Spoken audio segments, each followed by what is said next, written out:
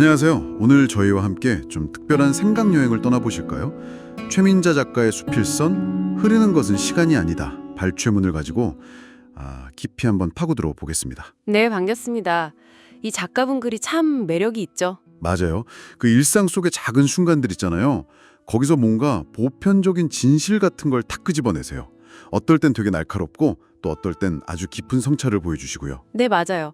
그 시선이 참 독특해요. 뭐랄까 아주 친한 친구가 옆에서 조곤조곤 자기 발견을 얘기해주는 느낌? 그런 느낌도 들고요. 아, 비유가 좋네요. 공감됩니다. 그래서 이번 시간에는 이 글들 속에 담긴 작가만의 통찰들, 그러니까 뭐 시간, 존재, 자연, 생명, 또 인간관계나 외로움, 글쓰기 이런 생각의 조각들을 한번 맞춰보려고 합니다. 네, 작가가 세상을 어떻게 보고 또 해석하는지 그 깊이를 함께 따라가 보면 좋겠네요. 자, 그럼 어디서부터 풀어볼까요?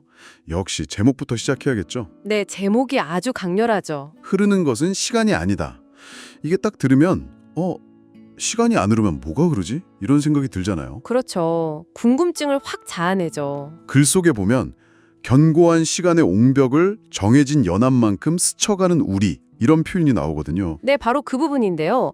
작가는 우리가 보통 시간이 흐른다 이렇게 말하지만 어쩌면 시간은 그냥 단단한 벽처럼 버티고 있고 우리가 그 옆을 스쳐 지나가는 존재가 아닐까? 뭐 이런 질문을 던지는 것 같아요. 그러니까 우리가 움직이는 거고 시간은 가만히 있다는 그런 관점인가요? 네, 그런 뉘앙스죠. 우리가 현재라고 느끼는 그 순간도 사실은 잡기 어렵다고 봐요. 과거라는 두터운 지층 위에 놓인 아주 얇은 표층일 뿐이고. 얇은 표층이요? 네, 그 오지 않은 것들과 가버린 것들 사이에서 시간의 중력을 견디고 버티며 위태롭게 휘청거리는 아슬아슬한 실존. 이 표현이 정말 현재 우리의 모습을 너무 잘 보여주는 것 같아요. 와, 위태롭게 휘청거린다. 보통은 현재를 즐겨라, 뭐 카르페 디엠 이러는데 여기서는 그 아슬아슬함, 좀 불안정한 면을 오히려 짚어주네요. 맞습니다. 현재라는 게 그만큼 붙잡기 어렵고 어쩌면 좀 위태로운 거라는 거죠.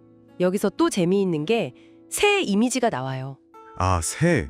뒤를 안 돌아본다는 그 새요? 네, 과거에 뭘 먹었는지 뭐 중력 같은 거는 그냥 잊어버리는 그 새대가리의 가벼움 덕분에 날 수 있다 이렇게 표현하거든요. 하하, 새대가리라는 표현이 진짜 재밌네요.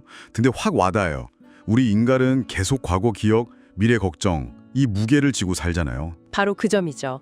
새는 그걸 훌훌 털어버리니까 자유롭게 나는 거고 우리는 그 무게 때문에 어쩌면 좀 휘청거리는 거고 우리도 좀 잊을 필요가 있다는 걸까요? 뭐 그런 메시지일 수도 있겠죠. 선택적 망각 같은 거요. 자전거 묘사에서도 비슷한 맥락을 읽을 수 있어요. 자전거요.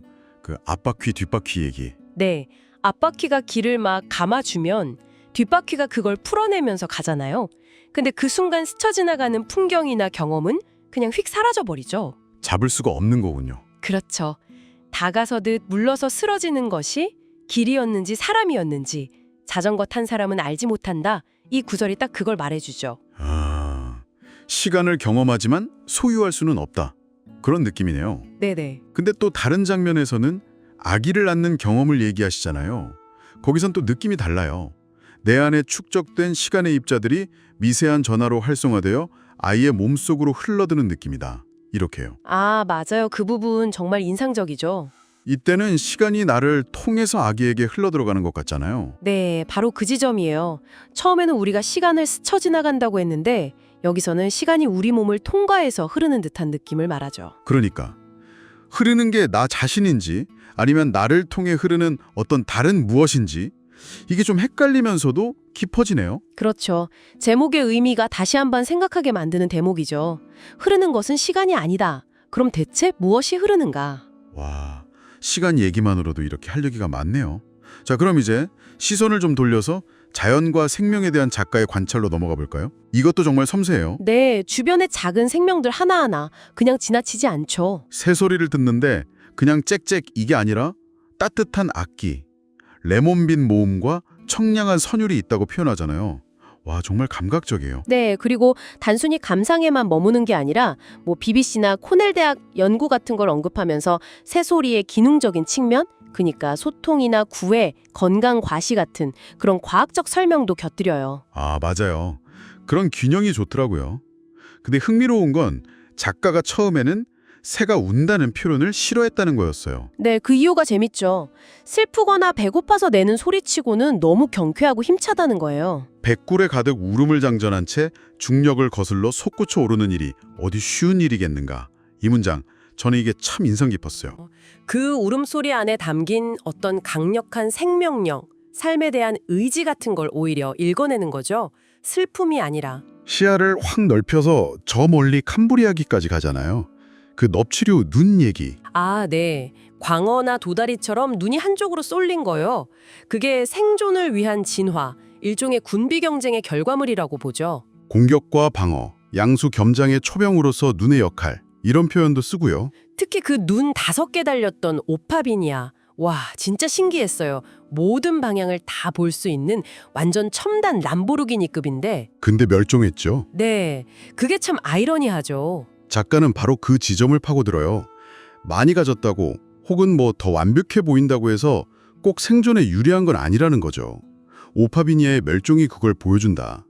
세상 이치가 꼭 많으면 많을수록 좋다는 아니라는 거예요. 아, 뭔가 하나를 얻으면 다른 걸 잃을 수도 있다는 그런. 뭐 그렇게 해석할 수도 있겠네요. 그리고 이게 또 자연스럽게 포식자랑 피식자 눈 위치 차이, 그리고 우리 인간의 눈 이야기로 이어져요. 맞아요. 인간의 눈은 시야가 좁고 사실 눈이 보는 게 아니라 뇌가 보고 싶은 것만 본다는 지적. 이거 정말 날카롭죠. 네, 그러면서 그 부족한 시야를 확보해주는 목의 중요성을 강조하잖아요. 머리는 목이 돌리는 대로 돌아간다. 이 말이 그냥 목 운동하라는 게 아니라 우리 시야나 생각이 얼마나 제한적인지, 또 어떻게 확장될 수 있는지 생각하게 만들더라고요. 와, 목의 중요성. 그렇게까지 연결될 줄은 몰랐네요. 민달팽이 묘사도 진짜 독특하지 않아요? 아, 맞아요. 껍질도 없이 그냥 맨몸으로. 홈리스 같다고 표현했죠. 네. 근데 그 연약함 속에서 오히려 어떤 자유로움을 발견해요. 방어할 껍질조차 없으니까 오히려 홀가분하다는 거죠. 모든 걸 벗어던진 해탈한 성자나 아니면 그 통 속에 살았던 디오게네스처럼. 아, 디오게네스. 그 비유가 딱이네요. 아무것도 가진 게 없어서 오히려 자유로운. 네. 연약함이 역설적으로 무소유의 자유로 통한다는 거죠. 겨울 배롱나무 얘기도 비슷한 맥락인 것 같아요. 맞아요.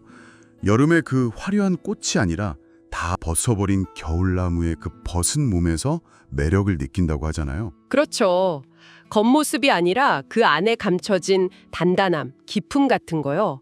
꾸준히 수련한 내공 깊고 다부진 동양의 선사에 비유하죠.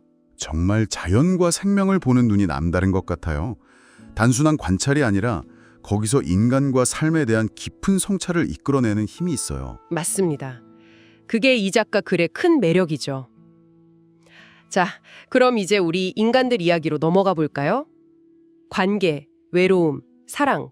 여기서도 역시 작가만의 시각이 돋보입니다. 먼저 밥 이야기부터 시작해보죠. 함께 먹는 일은 그래서 중요하다. 이 말이 참 와닿았어요. 네, 그냥 배 채우는 행위가 아니라는 거죠. 함께 식사하는 게 공동체 의식을 다지는 아주 중요한 행위라고 강조해요. 영어 단어 컴패니어원까지 설명하면서요. 아, 그거 재밌었어요. 컴이랑 파니스, 함께 빵을 나누는 사이. 그렇죠. 그만큼 함께 먹는다는 게 관계의 기본이라는 거죠. 근데 요즘은 혼밥 문화가 워낙 흔하잖아요. 작가의 시선과는 좀 대치되는 것 같은데요? 네, 그렇죠. 작가는 음식이 그냥 생존을 위한 먹이가 아니라 문화라고 딱 선을 그어요. 혼자 고개 숙이고 빨리 먹는 것보다 같이 얼굴 보고 이야기 나누면서 정서적인 유대를 쌓는 게 인간다운 식사 풍경이다, 이렇게 보는 거죠. 음식을 먹이가 아니다, 문화다. 이 말이 핵심 같아요. 생각해볼 지점이네요. 근데 관계가 있으면 또 필연적으로 따라오는 게 외로움이잖아요.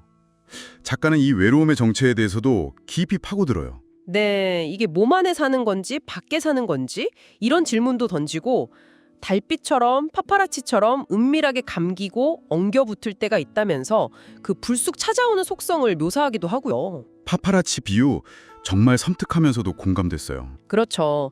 근데 여기서 한 발 더 나아가서 어쩌면 우리 존재 자체가 하나의 거대한 고독에서 피어난 각기 다른 모습의 천만송이 외로움 같은 게 아닐까, 이런 생각까지 던져요. 와, 존재가 외로움이라니. 좀 무섭기도 하고 근데 또 뭔가 맞는 말 같기도 하고 그래요. 네, 그리고 이런 외로움 속에서 글쓰기가 어떤 역할을 할 수 있을지에 대해서도 살짝 언급하죠. 서로 소통하고 위로하는 방식으로서의 글쓰기랄까요? 아, 글쓰기 얘기는 뒤에서 더 자세히 하겠지만 여기서도 연결이 되는군요. 남녀 관계에 대한 이야기도 상당히 솔직하고 대담하다고 느꼈어요. 네, 정말 그렇죠. 남자가 여성의 몸을 탐구하려는 걸 생명 창조가 일어나는 장소에 대한 궁금증으로 해석한다거나 남자를 70% 수컷이라고 표현하는 거예요. 맞아요. 되게 직설적이죠. 그러면서 결혼제도 자체에 대해서도 좀 근본적인 질문을 던지잖아요. 이게 과연 인간 본성이랑 잘 맞는 건가? 하고요. 네, 결혼이라는 습속이 인간의 본성과 들어맞는 제도는 아니라는 사실, 이렇게 꽤 단호하게 이야기하죠. 평생 한 사람에게 헌신하고 정절을 지키는 게 어쩌면 인간 본성과는 좀 거리가 있을 수 있다는 거예요. 현실적인 어려움이 많다는 걸 인정하는 거겠죠. 그래서 그런지 영화 그녀, 허 얘기도 나오잖아요. 인공지능이란 사랑에 빠지는 남자 이야기. 네, 미래의 관계 가능성을 탐색해 보는 거죠. 인간관계의 그 복잡함이나 갈등 없이 나한테 딱 맞춰주는 최적화된 대상에게서 위안을 얻는 그런 미래를 상상해 보는 거예요. 내가 맞추어 주어야 하는 사람이 아닌 나에게 맞추어 주는 최적화된 대상. 그게 해결책이 될지는 모르겠지만 그렇죠. 작가도 그게 답이라고 말하는 건 아니에요. 다만 사랑도 재발명되어야 한다고 말하면서 관계의 형태가 고정된 게 아니라 시대에 따라 변할 수 있다는 가능성을 열어두는 거죠. 정말 많은 생각을 하게 만드네요. 자, 이제 마지막 주제로 넘어가 볼까요? 글쓰기의 의미, 그리고 작가의 자세에 대한 이야기입니다. 작가에게 글쓰기란 대체 뭘까요? 이게 그냥 글 쓰는 행위, 그 이상이에요. 작가는 삶의 공격적 허무로부터 스스로를 방어하는 치유의 문학이라고 표현해요. 치유의 문학이요? 네. 단순히 나는 쓴다가 아니라 글쓰기를 통해서 나를 쓴다. 즉, 자기 자신을 탐구하고 또 만들어 나가는 과정으로 보는 거죠. 아, 그런 사람이다 라는 말도 하잖아요. 결국 글에 그 사람의 생각이나 깊이, 작가의 표현을 빌리자면 깜냥이 드러날 수밖에 없다는 거겠죠. 맞습니다. 그래서 글쓰기를 자기 안에 쌓인 기억이나 생각들을 막 해내는 작업에 비유해요. 기억과 상념들을 색출하고 용출해 방출해내는 작업. 마치 광부가 땅속 깊은 데서 광맥해내듯이. 와, 광부 비유. 정말 고된 노동처럼 느껴지네요. 그렇죠. 그래서 막장 노동이라는 표현까지 쓰잖아요. 작가라는 이름표가 중요한 게 아니라 매일매일 백지 앞에서 새로 시작하고 그 일상의 사소한 것들 속에서도 의미를 캐내려고 끊임없이 파고드는 사람? 그 막장 노동을 기꺼이 하는 사람이 진짜 작가라는 거예요. 오늘 쓰지 않으면 작가가 아니다. 이 말이 거의 선언처럼 들렸어요. 정말 치열하네요. 네, 그 치열함이 작가의 본질이라고 보는 거죠. 수필에 대한 생각도 좀 남달라요. 아, 수필이요? 보통은 좀 가볍게 생각하는 경향이 있잖아요. 신변잡기라거나 붓 가는 대로 쓴다거나. 작가는 그걸 아주 단호하게 반박해요. 개인적인 경험, 즉 나에게서 출발하는 건 맞지만 거기서 멈추면 안 되고 반드시 보편적인 공감, 우리에 이르는 길까지 가야 진짜 수필이라는 거죠. 나에서 우리로. 네. 그리고 그 붓 가는 대로라는 말도 그냥 아무렇게나 막 쓰는 게 아니라 엄청난 내공과 절제, 통찰 끝에 도달할 수 있는 아주 어려운 경지라고 말해요.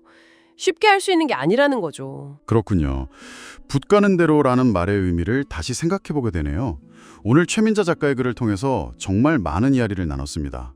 시간, 자연, 관계, 글쓰기. 익숙했던 것들이 조금 다르게 보이는 것 같아요. 네, 저도 이야기 나누면서 많은 생각을 하게 됐습니다. 마지막으로 작가가 던지는 또 하나의 흥미로운 역설, 그거 하나만 더 나눠볼까요? 아, 어떤 거죠? 모난 것이 둥글다는 이야기예요.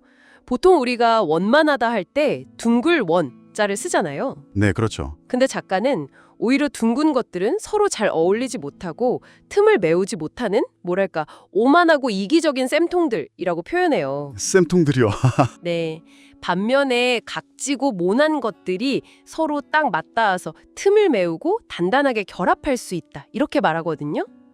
와, 진짜 역설적이네요. 둥근 게 원만하지 않고 모난 것들이 오히려 서로를 보완하면서 합쳐져서 둥글게 된다는 거잖아요. 네, 그렇죠. 어쩌면 우리 사회나 개인의 삶에서도 너무 완벽하게 둥근 모습만 추구할 게 아니라 각자가 가진 그 모난 부분들, 좀 부족하고 개성 있는 부분들을 솔직하게 내보이고 서로 맞춰 나갈 때 그때 더 깊은 차원의 조화, 진짜 원만함에 이를 수 있는 게 아닐까 이런 생각을 해보게 되더라고요. 모난 것을 끌어안는 온전함이라 정말 흥미로운 질문이네요. 오늘 나눈 이 이야기들이 청취자 여러분의 생각 주머니를 조금 더 풍성하게 만드는 그런 계기가 되었으면 좋겠습니다. 네, 그랬으면 좋겠네요. 함께해 주셔서 감사합니다.